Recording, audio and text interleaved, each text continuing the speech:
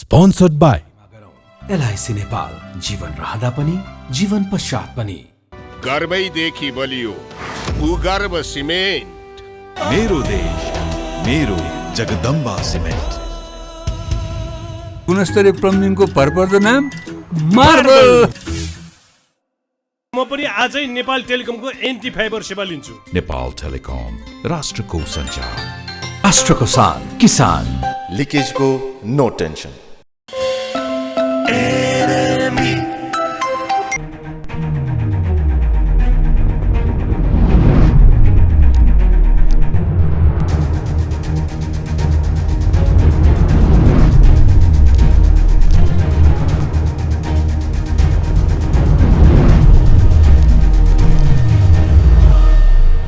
नमस्कार दर्शक, Nepal communist party एमालेको केन्द्रीय समितिको बैठक सकिएको छ र केन्द्रीय समितिको बैठकले निर्वाचनमा केन्द्रबाट कुनै तालमेल नगर्ने, गठबन्धन नबनाउने निष्कर्ष गरेको छ। स्थानीय तहमा हेरेर गर्न सकिन्छ भनेर सन्देश दिन एमाले भने सफल भएको छ।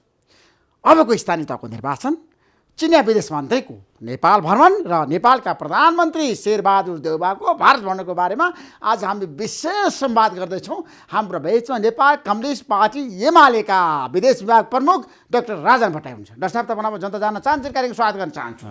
एमालेको केन्द्रीय समितिको बैठकको निष्कर्ष के हो, जनता जान्न चाहन्छन्, बताउनुहोस् तपाईँ। एमाले केन्द्रीय समितिको बैठक विशेष गरी हाम्रो अब विगतमा भएका कतिपय निर्णयहरूको अनुमोदन गर्नु थियो, सचिवालयले गरेका निर्णय यसबीचमा। तर त्योभन्दा महत्त्वपूर्ण चाहिँ आगामी वैशाख 30 गते हुन गइरहेको स्थानीय तहको निर्वाचनको तयारीका सन्दर्भमा नै थियो र बैठकले अत्यन्त महत्त्वपूर्ण दुई दिनमा अत्यन्त महत्त्वपूर्ण निर्णयहरू गरेर आज टुङ्गिएको छ र बैठकले निर्वाचनमा एकताबद्ध हिसाबले पार्टीलाई अगाडि बढाउने, देशव्यापी रूपमा एउटा एमालेको पक्षमा जुन एउटा जनलहर देखा परेको छ त्यसलाई अझ सुदृढ र सङ्गठित गराउँदै पार्टीको प्रभाव र पार्टीको भूमिकालाई व्यापक गराउने गरी अगाडि बढ्ने निष्कर्षसहित टुङ्गिएको। हजुर, तपाईँले निष्कर्ष निकाल्नुभयो। चुनावमा छ नि, जाँदाखेरि तपाईँलाई फलामको चिउरा जस्तो छैन भने गाह्रो छ नि, एमाले फुटेको छ। ऋषिजी, यो चाहिँ तपाईँहरूले अब कतिपय यहाँ काठमाडौँमा रहने, मिडियामा रहने साथीहरूले बताउने कुरा हो, ठिकै हो। त्यो प्रश्न तपाईँहरूले सोधेको प्रश्नलाई हामी अन्यथा मान्दैनौँ। तर जुन स्केलमा पार्टीलाई जुन घेराबन्दी गरेर हिजो फुटाइयो, आज जनस्तरमा तपाईँ जानुभयो भने, जनताको बिचमा तपाईँले पुग्नुभयो भने ठिक त्यसको उल्टो छ। वास्तवमा एमाले राम्रो काम गर्न लागेको रहेछ। यसले चाहिँ केन्द्रीय तहमा पनि, केन्द्रीय सरकारको तर्फबाट पनि, प्रदेशको सरकारको तर्फबाट पनि, स्थानीय सरकारको तर्फबाट पनि राम्रा, जनमुखी, जनहितकारी, राष्ट्रप्रेमी कामहरू अगाडि बढाएको रहेछ। यो कामलाई निस्तेज गराउनका लागि यो गठबन्धन बनाएर यसका विरुद्धमा विग्रह गरिएको रहेछ भन्ने एकपछि अर्को सत्य कुरा, यो बिचमा यो सत्य कुरा बाहिर जान त्यसरी पाएको थिएन। तर जनताले यथार्थ रूपमा सत्य कुरा बुझ्ने स्थिति भएर हाम्रो पार्टीप्रति अहिले असाधारण हिसाबले जनआकर्षण बढेको। प्रचण्डले, शेरबहादुर देउवाले, माधव नेपालले भन्नुभएको छ आगामी निर्वाचनमा निमिट्यान पार्ने, सिद्ध्याइदिने, एक सिट पनि जित्न नदिने भनेर भनिरहनु भएको छ नि। उहाँहरू शीर्ष नेता मैदान हुनुहुन्छ आज। गठबन्धन, महागठबन्धन तपाईँहरूको विरुद्ध त्यो भनेको मैले पनि सुनेको छु होइन। उहाँहरू त्यसमा रमाइरहनु भएको छ, त्यसलाई रमाइरहन दिउँ। किनभने उहाँहरूले त यो आन्दोलनलाई नै ध्वस्त बनाएर यो पार्टी, यो आन्दोलन हिजो जसको उसमा उभिएर आज यो ठाउँमा आइपुग्नुभयो त्यसैलाई ध्वस्त पार्ने काममा लाग्नुभएको छ। तर तपाईँले अर्कोतर्फ हेर्नुभयो भने उहाँहरूले यहाँ त्यो भनिरहँदाखेरि अन्त धेरै जानै पर्दैन नि। यो बिचमा तपाईँले केही नोटेड मान्छेहरू हाम्रो पार्टीमा प्रवेश गर्नुभएको छ होइन त। जस्तै आज बिहान मात्रै मेरो अध्यक्ष आफ्नो घरमा सिन्धुपाल्चोबाट आएको एउटा पार्टी प्रवेश गर्ने टोलीलाई प्रवेश गराउनु भयो। त्यसपछि 11 बजे 10 बजे भनेको 11 बजे हाम्रो कार्की ब्याङ्कवेटमा आइपुग्नु भयो। त्यहाँ उहाँले काठमाडौँ निर्वाचन क्षेत्र 4मा हिजो 4को कबाट विवेकशील साझाको तर्फबाट उम्मेदवार बनेर तेस्रो भोट, काङ्ग्रेस एमाले पछिको तेस्रो भोट ल्याउने व्यक्तिको नेतृत्वमा विवेकशील साझाको एउटा ठुलो टिम, प्रदेश सदस्य, बागमती प्रदेश सदस्य सहितको, सम्पदा विभाग प्रमुख सहितको ठुलो एउटा युवाहरूको टिम प्रवेश गराउनु भयो। त्यसपछि सोलुको टिम प्रवेश भयो, त्यसपछि सप्तरीको टिम प्रवेश भयो, त्यसपछि मोरङको टिम प्रवेश भयो, त्यसपछि तपाईँको चाहिँ के अरे दाङको टिम प्रवेश भयो। दाङको त तपाईँहरूले नामै सुनिरहनु भएको छ। कृष्णबहादुर महराजीको आफ्नै स्वकीय सचिवले लामो समयदेखि उहाँ पार्टीको नेता पनि हुनुहुन्थ्यो, उहाँले छोड्नु भएको छ। हिजो मात्रै 2 दिन अगाडि सुर्खेतमा के भएको छ तपाईलाई थाहा छ। त्यसको केही दिन अगाडि बिरगञ्जमा के भएको छ। मात्रै तपाईले जित्छु भनेर सपना नदेख्नुस् क्या। अब ऋषिजी विगतमा तपाईँलाई थाहा छ माओवादी केन्द्रमा प्रवेश गर्ने कति थिए? ऋषिजी यो चाहिँ के हुन्छ भने तुष्टि मेट्नका लागि मान्छेहरूले प्रवेश गरेका कुराको त के हो र तपाईँहरू त्यसको अर्थै छैन राजनीतिमा। ल ठिक छ, नेकपा एमालेको पक्षमा मान्छे प्रवेश किन गरिरहेका छन् त? तपाईँहरूले एउटा सामान्य हिसाबले तपाईँहरूले हेर्नुभयो भने अहिले एक्जिस्टिङ सांसदहरू आफ्नो सांसद पद राजीनामा दिएर आउनुभयो नि ठम्बर विष्ट त होइन त। त्यसपछि तपाईँको के अरे मेयरहरू जो पार्टीबाट निर्वाचित मेयर अहिले काम गरिरहनु भएको छ र चुनावको सन्निकटमा आएर आफू भइरहेको मतलब पार्टी छोडेर अर्को पार्टीमा गइरहनु भएको छ, त्यो पनि महत्त्वपूर्ण त्यही पार्टीमा रहँदा होइन उनीहरू हामीभन्दा त्यही पार्टी पपुलर थियो, एमाले चाहिएको थिएन, एमाले कमजोर भएको छ, एमाले एकदमै घेराबन्दीमा परेको छ, अनपपुलर छ, सारातिरबाट मतलब चाहिँ यसलाई ध्वस्त बनाउँछौँ भनिरहेका छन्। यस्तो बेलामा पदमा भइरहेको त्यही बसिरहँदा बरु त्यहाँ सुरक्षित हुन्थ्यो होला नि त। हाम्रो यस्तो पद नपाउने भए यो कमजोर पार्टीमा किन आएको होला भए? त्यसैले गर्दाखेरि उनीहरूले अवसरवादी भएर एमालेमा प्रवेश गरे नि। उम्मेदवारी हुने कुरा मात्रै महत्त्वपूर्ण होइन होला नि त उनीहरूको लागि त। एक टर्म त खाइसके उनीहरूले। भूतपूर्व मेयर हुँदाखेरि पनि हारेर भूतपूर्व मेयर हुनुभन्दा त जित्ने खालकै ठाउँबाट जानु राम्रो हुन्छ अर्को पार्टीमा जाँदा भन्ने त लाग्यो होला नि त उनीहरूलाई पनि। नीति र सिद्धान्तको लागि होइन नि, व्यक्तिगत स्वार्थको लागि प्रवेश गरेका छन्। व्यक्तिगत स्वार्थको लागि नीति सिद्धान्त होइन भनेर तपाईँले जति कुरा गरे पनि अन्तिममा त के हुन्छ? हामी त हाम्रो पार्टीको हाम्रो नीति अनुसार हाम्रो सिद्धान्त अनुसार कार्यकर्ता पङ्क्ति चल्दा न उहाँहरूले पनि बुझ्नुभएको छ कि त्यो पार्टीमा गएर नेता हुन पाइन्छ। त्यहाँ गएर हामी मतलब चाहिँ आफ्नो मात्रै एजेन्डा गऱ्यौँ भने त त्यहाँ त नेता हुन पाइँदैन भने त उहाँहरूलाई लागेको छ। यहाँ त 20औं वर्ष 50औं वर्षदेखि काम गरेका कार्यकर्ता यही पार्टीमा छन्। त्यसमा त्यस्तो होइन, यसलाई त्यस्तो हल्का रूपमा होइन। डाक्टर साहब तपाईँलाई थाहा छ जस्तो एमाले छोडेर एमाले फुटाएर माधव कुमार नेपाल, झलनाथ खनाल जस्ता श्रेष्ठ नेताहरू बाहिरिँदाखेरि तपाईँलाई कति घाटा भयो होला? अरू पार्टीबाट 2-4 जना आउँदैमा त्यसको पूर्ति हुन सक्छ? राजनीतिमा तपाईँलाई म एउटा कुरा भनौँ, सङ्गठनात्मक अवस्था राजनीतिक दल आन्दोलनको एउटा मेन स्ट्रिममा रहँदा तपाईँको हाइट पनि त्यही अनुसारको एकदम उच्च स्तरीय हुन्छ। जब तपाईँ त्यसबाट डिरेल हुनुहुन्छ, त्यसबाट तपाईँले आफूलाई पथभ्रष्ट बनाउनुहुन्छ, त्यो पथभन्दा बाहिरिनुहुन्छ, अनि केका लागि? त्यो पनि आफ्नो पद, आफूलाई पद चाहियो भन्नका लागि, आफू अध्यक्ष हुनलाई, आफू राष्ट्रपति हुनका लागि। न सिद्धान्तमा विवाद छ, न कार्यक्रममा विवाद छ, न नीतिमा विवाद छ, केही पनि छैन। अनि कुन कोसँग गइरहनु भएको छ? जसका विरुद्धमा तपाईँले जिन्दगीभर पार्टी पङ्क्तिलाई एजुकेट गराउनु भयो, जनतालाई एजुकेट गराउनु भयो। यो खराब छ नेपाली कङ्ग्रेस। नेपाली कङ्ग्रेस भनेको नेपालको विकास र अग्रगतिको बाधक हो भनेर भन्नुभयो। त्यही पार्टीलाई आज त्यसको बैशाखी टेकेर त्यो पार्टी चाहिँ ठिक हो, आफूले हिजो 40 वर्ष मतलब चाहिँ राजनीति 45 वर्ष 50 वर्ष राजनीति बिताएको यो सही हो, यसको विचार यो हो भनेको पार्टी चाहिँ खराब हो भनेर जाने कुरा, अर्थात् दिउँसै रात पार्न खोज्ने यो खालको मूर्ख्याङमा जनता सँगसँगै जान्छन् भन्ने कुरा हुन्छ। अब मलाई के बताउनु, महागठबन्धनको विरुद्ध तपाईँले एक्लै जानुहुन्छ नि त निर्वाचनमा, कति सम्भव छ? सम्भव छ, जित्नुहुन्छ तपाईँ? जित्छौँ, विगतमा भन्दा कम जित्नुहुन्छ, बढी जित्छौँ। तपाईँलाई म दाबीका साथ भन्छौँ, विगतमा हामी 41-42% स्थानीय तह जितेका थियौँ। आउने वैशाख 30 को निर्वाचनमा हामी कम्तीमा 55 दिउँसै रात पारी कुरा गर्नुभयो तपाईँले, सपना देखेर। तपाईँलाई म के भन्छु भने त्यो तपाईँ पर्खिनुहोस्, अब त कति छ र 1 महिना 20 दिन बाँकी छ, त्यसपछि चुनाव हुन्छ, त्यसको 5-7 दिनमा त रिजल्ट आउन थाल्छ। त्यसमा त तपाईँले भन्नुभएको छ 55% जितिन्छ वैशाख 30 को स्थानीय तहको निर्वाचनमा। यदि एमाले 20% जित्यो भने तपाईँ त्यतिखेर के भन्नुहुन्छ? म जित्यो भने तपाईँ सही ठहर्नुभयो, म गलत ठहर्ने भनेर भन्छु। तर म त्यति बेला तपाईँलाई मलाई चाहिँ सही हुनु रहेछ, तपाईँले बुझ्नु भएको रहेछ भनेर तपाईँले मलाई भन्नुपर्ने दिन हो त्यो। होइन, नेपालका सबै शक्ति एकतिर छ, शेरबहादुर देउबा, प्रचण्ड, माधव कुमार नेपाल, बाबुराम भट्टराई अनि उपेन्द्र यादव, सबै शक्ति एकातिर लाएर एउटा एमाले हराउन किन त्यसो गर्नु पर्यो होला त? उहाँहरू किन एक्लै एमालेसित प्रतिस्पर्धा गर्न? राज्य सत्ता एकतिर छ एमाले विरुद्ध। त्यही त, यति शक्तिशालीहरू एकातिर हुँदा त हामी त यहाँ त सकिसक्नु पर्थ्यो नि। अनि यो सकिन लागेका पार्टीका मतलब चाहिँ हरेक दिनमा मान्छे प्रवेश गराएर र यहाँ हामीलाई हैरानी चाहिँ किन भइरहेको होला? हामीलाई मान्छे मतलब चाहिँ जनताको जुन प्रवेशको लहर चलिरहेको छ, तराईमा त्यत्तिकै छ, पहाडमा त्यत्तिकै छ, उत्तरमा त्यत्तिकै छ, दक्षिणमा त्यत्तिकै छ, पूर्वमा त्यत्तिकै छ, पश्चिममा त्यत्तिकै छ, मधेसमा त्यत्तिकै छ, पहाड के अरे मध्यभागमा त्यत्तिकै छ। यो किन भइरहेको होला? यदि यो त सकिन लाग्यो, यो चाहिँ मतलब सबै एकदम शक्तिशालीहरू जति एकातिर छन्। एउटा पहिलो तपाईँ हामीले नै एउटा प्रश्नको उत्तर दिउँ, यदि नेकपा एमाले कमजोर थियो भने उहाँहरू यति धेरै गठबन्धन किन गर्नु पर्थ्यो? किन गर्नुभयो? महागठबन्धन किन बने?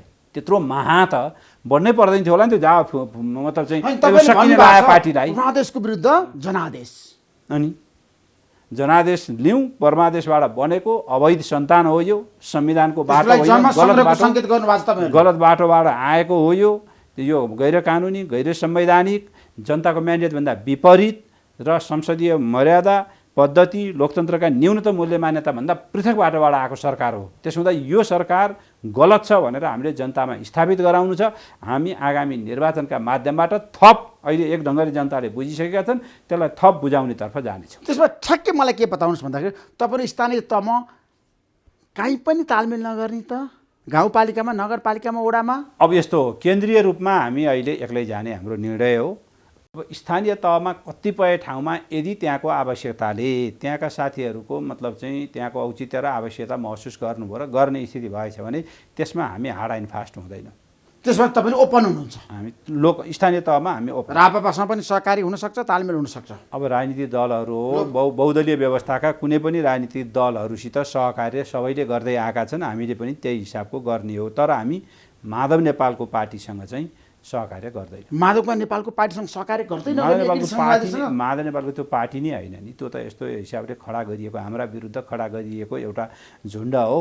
त्यो झुन्ड भनेको त्यसको स्थिति के हो त भनेर भन्दा त्यो संवैधानिक हिसाबले, कानुनी हिसाबले पनि गलत बाटोबाट जबरजस्ती रूपमा अहिले यो के भन्छ निर्वाचन आयोगको गलत रवैया र त्योभन्दा बढी सभामुखको गलत बाटोबाट बनाइएको एउटा मतलब चाहिँ के भन्छ त्यस्तोलाई नक्कली पार्टी हो। त्यो आफैमा जनताबाट कुनै अनुमोदित भएका मतलब तपाईँले त अवैध पार्टी भन्नुभएको छ एकीकृत समाजवादीलाई, राजनीतिक रूपमा मान्यता दिनुभएको छ। अवैधै हो त्यो, हामी त्यसलाई मान्यता पनि दिँदैनौँ। अनि माओवादी केन्द्रसँग प्रचण्डसँग सहकारी हुन्छ ओलीको? प्रचण्डसित सहकार्य हामी अहिले नेता मिलाउने पक्षमा छैनौँ। होइन, स्थानीय तहमा अब स्थानीय केन्द्र र एमालेको बीचमा स्थानीय तहमा सम्भावना छ। त्यस्तो आवश्यकता अनुसार कतिपय ठाउँमा त्यस्तो हुन सक्छ। कतिपय ठाउँमा माओवादी केन्द्र र एमालेको बीचमा सहकारी हुन सक्छ, कतिपय ठाउँमा। स्थानीय तहमा केन्द्रीय रूपमा हुँदैन। केन्द्रीय रूपमा हुँदैन। सङ्घको निर्वाचन हुँदैन, प्रदेशको निर्वाचन हुँदैन। अब सङ्घ र प्रदेशको निर्वाचन हुने भन्ने कुरै भएन नि। अहिले हामीले स्थानीयमा त्यो कुरा गर्छौँ। अहिले स्थानीयको बारेमा हामी बढी फोकस छौँ, सङ्घ र प्रदेशको बारेमा हामीले सोचेका छैनौँ। तर जेनरली केन्द्रीय रूपमा हुँदैन। लोकतान्त्रिक समाजवादी पार्टी महन्त ठाकुरको पार्टीसँग हुन्छ? महन्त ठाकुरको पार्टी लगायतका पार्टीहरू मधेस प्रदेशमा हुन सक्छ कतिपय ठाउँमा। स्थानीय तहमै, त्यो पनि स्थानीय तहमै। सिके राउतसँग, नेतृत्व चन्दसँग होइन, कुनै पनि पार्टीहरू सम्भावना स्थानीय तहमा अब दुईटा कुरा हेर्नुहोस्। एउटा हिंसा त्यागेर शान्तिपूर्ण बाटोबाट राष्ट्रिय अखण्डता, राष्ट्रिय एकतालाई आत्मसात गर्दै वर्तमान संविधानलाई मानेर जान्छु भनेर जनताको बिचमा गइरहेका राजनीतिक दलसित हामी सहकार्य गर्ने कुरालाई अप्ठ्यारो मान्दैनौँ। तर केन्द्रीय नीति होइन यो हाम्रो। अब स्थानीय तहको आवश्यकता र औचित्यका आधारमा बन्ने कुरा हो। चिनिया विदेश मन्त्री भोलि आउँदै हुनुहुन्छ, तपाईँले राम्रोसँग चिन्नु भएको छ, उहाँसँग तपाईँको कुराकानी भएको छ। नेपाल चीन सम्बन्धमा मैले देखेको समस्या के हो? उहाँको भ्रमणले के सन्देश दिन सक्छ? मेरो विचारमा नेपाल चीनका बिचमा खासै त्यस्तो ठुला समस्या केही पनि छैन। नेपाल सीमा विवाद छैन चीनसँग नेपालको? छैन। परराष्ट्र मन्त्रालयको पटक पटकको टोलीले अध्ययन गरेर नापी विभाग सहितको टोली, सेना सहितको टोली गएर त्यो हुम्लामा त त्यहाँको कर्णाली प्रदेशको मुख्यमन्त्री जीवनबहादुर शाहीले सप्रमाण दिनुभएको छ त। होइन, जीवनबहादुर शाहीले सीमाको बारेमा मतलब चाहिँ दिएको कुरालाई आधार हुँदैन नि ऋषिजी। हामीसित त सीमा हेर्ने हाम्रा निकाय छन् राज्यका छुट्टै, जुन विषयको विज्ञता हासिल गरेका निकाय छन्। नापी विभाग छ, गृह मन्त्रालय छ सुरक्षा हेर्ने, त्यसपछि तपाईँको चाहिँ परराष्ट्र मन्त्रालय छ, अझ नेपाली सेना छ। यस्ता निकायहरूले दिएको रिपोर्टका आधारमा नै राज्य सरकार, पार्टी, नागरिकले बुझ्ने हो। उहाँहरूले दिएको रिपोर्ट सुशील कोइराला प्रधानमन्त्री हुँदा त्यो विवाद बाहिर आयो। त्यसपछि सुशील कोइरालाको पालामै एउटा टोली पठाउने निर्णय भयो र त्यो टोलीले दिएको रिपोर्टका आधारमा म तपाईँलाई भनिरहेको छु कि उनीहरूले जुन संरचना बनेको भनेर भनेको छ त्यो उनीहरूकै भूभागभित्र हो, हाम्रो भूभाग मिचिएको होइन भन्ने रिपोर्ट उसले दिएको छ। त्यसो हुनाले यस्तो विषयलाई अनावश्यक ढङ्गले तर अहिले पनि तपाईँलाई थाहा छ नि त, सरकारले प्रतिनिधि मण्डल पठायो, समिति बनायो, र समितिको प्रतिवेदन पनि गृहमन्त्री बालकृष्ण खाँले बुझिसक्नु भएको होइन छ। बुझ्नुभयो होला, त्यो त खोइ उहाँले ल्याउनुहोस् न त बाहिर, किनभने सरकारले राज्यले बनाएको निकायले नै दिएको प्रतिवेदनका आधारमा हामी बोलिरहेका छौँ। अर्को प्रतिवेदन आएछ र त्यस्तो भएछ भने अनि त्यसपछि हामी कुरा गर्नेछौँ। तर त्यो प्रतिवेदन नआउन्जेली र त्यसले नदिउन्जेली, त्यो बाहिर नआउन्जेली त अहिलेसम्म त अघिल्लो प्रतिवेदनले छैन भने तपाईँको भनाइ। एकछिन म तपाईँलाई भनौँ, अघिल्लो प्रतिवेदनले सरकारको प्रतिवेदनले जे दिएको छ हामीले त्यसैमाथि उभिएर बोल्ने हो। नयाँ आएछ, तथ्यसहित आएछ भने त त्यसपछि हामी पनि त हेर्नेछौँ। त्यसमा अहिलेसम्म पुरानो जे हो प्रतिवेदन सुशील कोइरालाको पालामा बनेको टोलीले जे दिएको छ त्यसैको आधारमा मैले बनाएँ। अब जहाँसम्म अहिलेसम्म सामान्यतया चीनसँगको विवाद के अरे सीमा विवादमा समस्या छैन भन्ने नै हाम्रो बुझाइ हो। एमालेको बुझाइ हो। तर सरकारले भन्यो भने तपाईँहरू के गर्नु? सरकारले भन्यो तथ्यसहित बाहिर आयो भने टेबलमा बसेर छलफल गरेर टुङ्ग्याउनुपर्छ त्यसलाई। चीनले नेपाललाई पछिल्लो समय बिआरआईमा लिएर जानको लागि जुन किसिम सम्झौता गरेर एउटा जनमत भन्यो नि, अहिले आएर बिआरआई लिनुहुन्न भन्ने किन जनमत बढिरहेको छ? के कारण? कहाँबाट बढ्यो? मैले त त्यो सुने। तपाईँलाई थाहा छैन? मलाई थाहा छैन। बिआरआई लिनु भनेको नेपाललाई घाटा हुन्छ, ऋणमा लिने होइन, अनुदानमा लिनुपर्छ। बिआरआई भनेको यस्तो एउटा कार्यक्रम मतलब चाहिँ र विदेशका मामलामा अथवा विशेष गरी पूर्वाधारको क्षेत्रमा अन्य देशसितको सम्बन्धलाई अगाडि बढाएर लिएर जाने चिनियाहरूले अगाडि सारेको नीति हो, जो भित्र तपाईँले विभिन्न मोडेलमा प्रोजेक्टहरू पनि द्विपक्षीय छलफल र सहमतिका आधारमा तय हुन्छ होइन, पहिचान गरिन्छ। त्यसै गरी त्यसको खर्चको मोडेल पनि कुनमा गर्ने भन्ने बारेमा दुईटा मुलुक बसेर छलफल गरेर निचोडमा पुगेपछि मात्रै टुङ्ग्याइन्छ। बिआरआईको हामीले कुनमा जाने भनेर कुनै पनि विषयमा फाइनल निर्णय गरेकै छैनौँ। प्रोजेक्टहरू आइडेन्टिफाई कार्यान्वयनमा चुनौती छ, अप्ठ्यारोहरू छ नि त। होइन, कार्यान्वयनमा होला, कार्यान्वयनमा त हरेकमा चुनौती हुन्छ। अहिले त झन् मतलब चाहिँ यो कोभिडको स्थिति छ, यस्तो बेलामा चुनौती छ।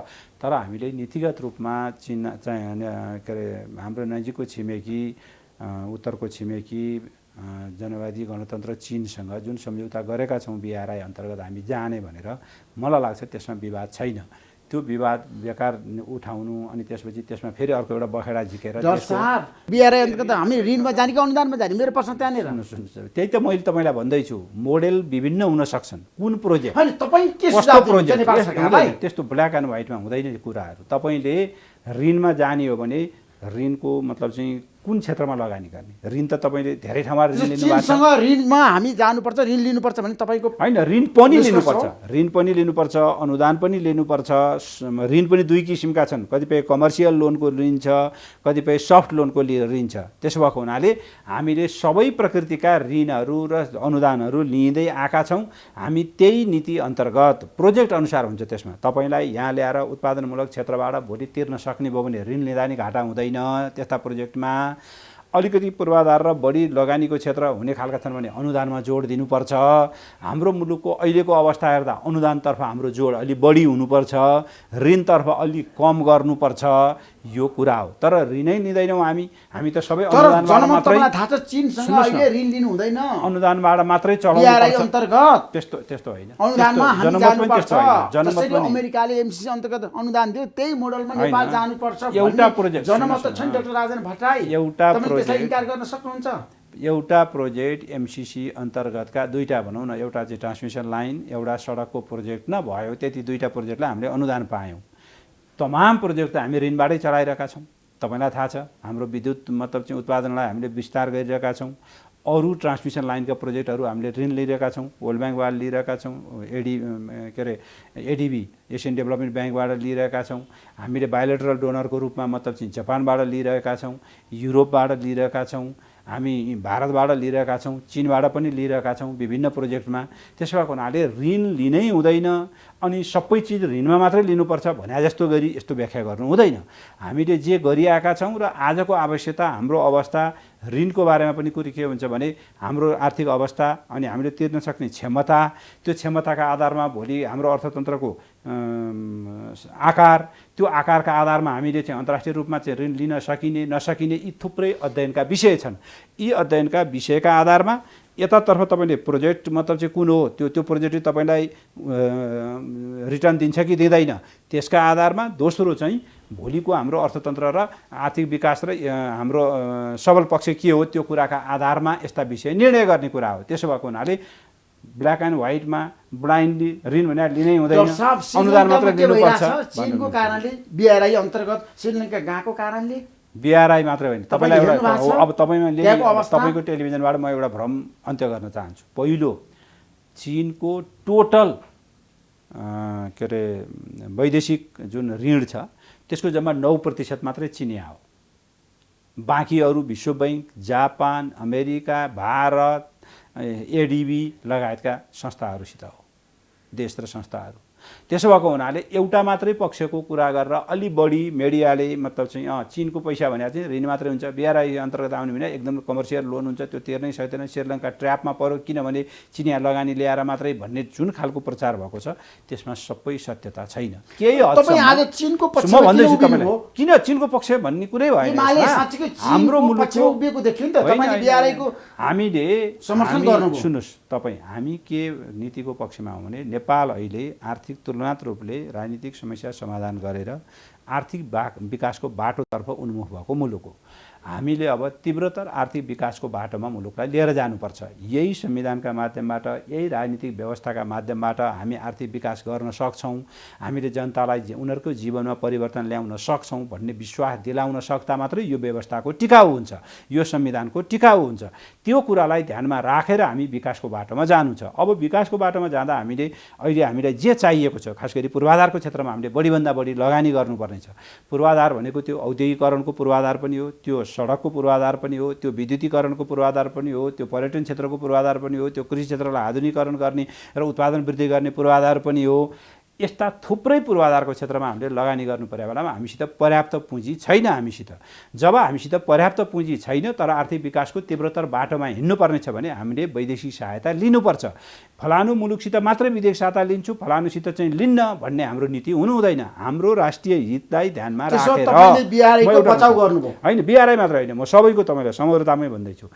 हाम्रो आर्थिक अवस्था के अरे हाम्रो आर्थिक आवश्यकतालाई ध्यानमा राखेर, हाम्रो राष्ट्रिय हितलाई ध्यानमा राखेर त्यो प्रोजेक्ट अगाडि बढाउँदा, त्यो ऋणका माध्यमबाट वा अनुदानका माध्यमबाट त्यो विषयलाई अगाडि बढाउँदा हाम्रो राष्ट्रिय हित हुन्छ, जनताको हित हुन्छ, जनताले त्यसबाट फाइदा पाउँछन् र भोलिका दिनमा त्यसले एउटा सहज मतलब चाहिँ स्थिति उत्पन्न गर्छ भन्ने कुरा हुँदा हामीले हाम्रो आवश्यकता र औचित्यता आधारमा ऋण पनि लिने हो, सहयोग अनुदान पनि लिने हो, सफ्ट लोन पनि लिने हो, कमर्सियल लोन पनि लिने हो, अरू किसिमका सहयोग पनि लिने हो।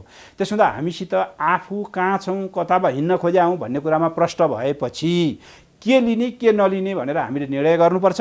जे राष्ट्रको हितमा हुन्छ त्यो लिनुपर्छ, ऋण पनि लिनुपर्ने हुन्छ। BRI नेपाल र नेपालीको हितमा छ भने तपाईको निष्कर्ष भनाइयो एमालेको ठ्याक्कै भन्नुस्। चाइनिजहरुसित BRI का माध्यमबाट पनि सहकार्य अगाडि गरेर जान्छौँ, हामी MCC का माध्यमबाट अमेरिकनहरुसित पनि सहकार्य गरेर जान्छौँ, हामी भारतीयहरुसित एक्जिम बैंक लगायत अरू अनुदानका प्रोजेक्टहरु पनि अगाडि बढाएर लिएर जान्छौँ। हामी जापानको सहयोगमा अहिले हामीले टनल बनाइरहेका छौँ, अरू थुप्रै आयोजनाहरू बनाएर पनि अगाडि जान चाहन्छौँ। हामी European Union, Saudi Arabia, Kuwait, Qatar जस्ता मुलुकहरूको समेत फन्ड ल्याएर धेरैभन्दा धेरै यहाँ लगानी भित्राएर त्यसका माध्यमबाट मैले अघि भनेको हाम्रो आर्थिक विकासको बाटोको तीव्रतर विकासमा अगाडि जान चाहन्छौँ। यो हाम्रो नीति हो। यो नीतिलाई फेरि पनि कार्यान्वयनमा लाँदा हाम्रो आवश्यकता र हाम्रो राष्ट्रहित र जनहितको औचित्यता पुष्टि हुनुपर्छ। त्यो हामी गर्नुपर्छ। जसरी नाकामा आएर नेपाली सामानहरू छन् नि तातो पानीमा रसुवा गरीमा तपाईहरु एक शब्द बोल्नुहुन्छ? किन नबोल्नु? हामीले चाहिँ हामी सरकारमा हुँदा पनि हामीले पहल गर्यौं, हामीले भनेका छौं।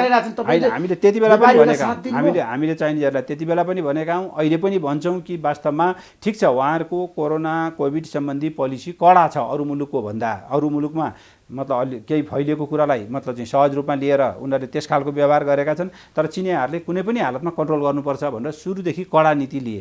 कडा नीति लिए बापत बोर्डरहरू उनीहरूले बन्द गरे, जसले गर्दा हामीलाई घाटा भएको छ। हाम्रा व्यापारीहरू अप्ठ्यारोमा परेका छन्, हाम्रो यहाँ सामग्रीहरू अप्ठ्यारोमा मतलब महँगी बढेको छ। यो कुराहरूलाई ध्यानमा राखेर तपाईहरुले नाका खोल्नुपर्छ भन्ने हाम्रो नीति हो। त्यो कुरा हामीले चिनियाहरूलाई भन्दै आएका छौँ, भनिरहन्छौँ। त्यसमा ठ्याक्कै मलाई बताउनु, चिनिया विदेश मन्त्रीको नेपाल भ्रमणबाट नेपाललाई के फाइदा हुनसक्छ होइन, र एजेन्डा के हुनुपर्छ? यस्तो ऋषिजी, अब एउटा कुरा के हुन्छ भने अब नजिकको छिमेकी मित्र राष्ट्रको उच्च स्तरीय भ्रमणको आदान प्रदान हुनुपर्छ। यस्ता कुराहरू नियमित रूपमा हुँदाखेरि नै एक्लै अर्कालाई बुझ्ने, हामीले एउटा विश्वासको वातावरण सिर्जना गर्नुपर्छ दुईटा मुलुकका बिचमा, त्यो विश्वासको वातावरण सिर्जना गर्ने र त्यसका आधारमा हाम्रो सम्बन्धलाई अझ बलियो, अझ नयाँ उचाइका साथ अझ फराकिलो बनाउँदै र हाम्रो हितमा हामी त अब अहिले पनि मैले अघि भने नि, हामी त अहिले तीव्रतर आर्थिक विकास, परिवर्तन, समृद्ध नेपाल, सुखी नेपाली बनाउने एउटा महान आकाङ्क्षा बोकेर हिँडेका छौँ। यो काममा हामीले हाम्रा नजिकका छिमेकीसित जति सहज रूपमा सहयोग लिन सक्छौँ, टाढाबाट त्यो सहयोग त्यही तहको नहुन सक्छ। उनीहरूको पनि भूमिका, उनीहरूको पनि इच्छा त्यति चाहिँ दह्रो नहुन सक्छ। त्यस्तो अवस्थालाई ध्यानमा राखेर हामीले नजिकका छिमेकी भारतसित पनि चीनसित पनि हामीले चाहिँ सहज रूपले सहयोग लिँदै हाम्रो विकासलाई अगाडि बढाएर लानुपर्छ। मलाई लाग्छ सम्बन्धलाई त्यो हिसाबबाट लिएर जाने हिसाबले नै उहाँहरू अहिले भ्रमणमा आउनुभएको होला। नेपाल मात्रै होइन, उहाँ दक्षिण एसियाका अरू मुलुक पनि कम्युनिस्टलाई मिलाउन चीनको विदेश मन्त्रीको नेपाल भ्रमण भयो, एमाले र माओवादी केन्द्रको बिचमा सहकारी गराउने, चुनावी गठबन्धन गराउने। कम्युनिस्टहरू न त यहाँका कम्युनिस्टहरू चीनले भनेर फुटेका हुन्, न त यहाँका कम्युनिस्टहरू चीनले भनेर मिल्ने हुन्। यहाँका कम्युनिस्टहरू यहीँको एजेन्डा, यहीँका हामीलाई केही छैन। दबाब भएको भन्ने तपाईँले भनेर भएन नि, व्यवहारमा के भइरहेछ? व्यवहारमा त पार्टीहरू फुटिरहेछ नि त। अनि चीनले भनेर हुने भए यहाँ तपाईँ चीनले मिलाइदियो भनेर तपाईँले भन्नुहुन्छ, उता पार्टीहरू चाहिँ फुटिरहेछ नि त। कसरी, किन यस्तो मतलब फरक चिज भइरहेछ? त्यसमा ठ्याक्कै अब नेपालको प्रधानमन्त्री शेरबहादुर देउवाको भारत भ्रमण हुँदैछ, एमालेले यसलाई कसरी लिएको छ? भारत भ्रमणमा उहाँ के एजेन्डा लिएर कुन हिसाबले कुन हैसियतका साथ जाँदै हुनुहुन्छ त्यो कुरा पहिला आओस् बाहिर औपचारिक रूपमा, अनि त्यसपछि यस विषयमा भारत भ्रमण जानु उचित छ कि चुनावको मुखमा?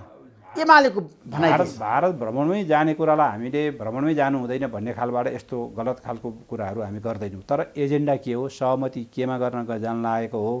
विगतमा भारत भ्रमणमा नेपाली काङ्ग्रेसको नेताहरू प्रधानमन्त्रीका रूपमा जाँदाखेरि पटक पटक विवादास्पद सहमति सम्झौताहरू भएका छन्। त्यस्ता कुराहरूतर्फ उहाँहरू उन्मुख भएर जान लाग्नुभएको हो भने त्यसमा हाम्रो असहमति रहन्छ। अब उहाँहरू के विषयलाई जान लागेको भन्ने कुरा पहिला उहाँहरूले बाहिर नल्याइकन हामी प्रमुख प्रतिपक्षी दलसँग उहाँहरूले अहिलेसम्म त्यस विषयमा जानकारी पनि गराउनु भएको छैन। त्यही कारण अहिले मैले शेरबहादुर देउवा र भारतीय प्रधानमन्त्री नरेन्द्र मोदीको बिचमा संवाद हुँदैछ, कुराकानी हुँदैछ होला। कुराकानी के विषयमा कुराकानी हुन्छ, कस्ता कुराहरू हुन्छन्, निष्कर्ष के बोकेर उहाँ आउनुहुन्छ, सहमति कस्ता गरेर आउनुहुन्छ, अनि नै हामीले बोल्ने कुरा हो। त्यसो भए देउवाको भारत भ्रमणलाई एमालेले सकारात्मक लिएको छ।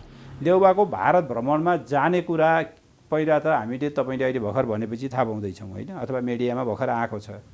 दोस्रो, यो भ्रमणमा एजेन्डाहरू के हुन्, के विषयमा छलफल गर्न उहाँ गइरहनु भएको छ भन्ने कुरा नै आएको छैन।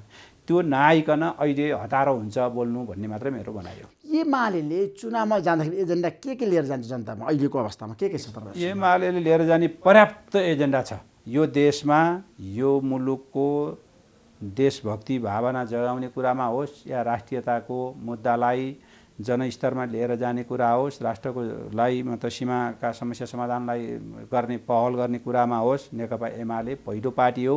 अब यसले राष्ट्रियताको बारेमा, देशभक्तिको बारेमा परीक्षा दिइरहनुपर्ने आवश्यकता छैन, नम्बर 1।